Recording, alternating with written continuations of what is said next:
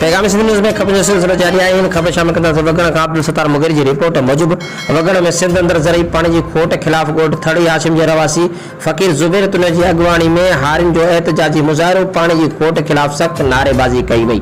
उन मौके ते मुज़ाहिरीन फ़कीर ज़ुबैर तुन बख्शल ख़ास के लिए हामिद जतोई ऐं ॿियनि चयो त असां हिननि ॾींहनि में सारियल फसल जो बिज पोखींदा आहियूं पर हिन वक़्त ताईं पानी न अची सघियो आहे। उन ई करे असांजो फसल तमामु घणो मुतासिर थींदो। ज़रई पानी न अचण करे शाख़ुनि वाहन तोड़े खॾुनि मां पानी न हुअण करे उतां वारी उॾामी रही आहे। चौपाई माल लाइ बि पीअण जो पानी मुयसर न आहे। जॾहिं त जर जो पानी सुकी वियो आहे। जेकॾहिं असांखे ज़रई पानी न ॾिनो वियो त ॾुकार जहिड़ी सूरत हाल पैदा थी वेंदी। मुज़ाहिरीन मुतालबो कयो त बिना देर पानी ॾिनो वञे।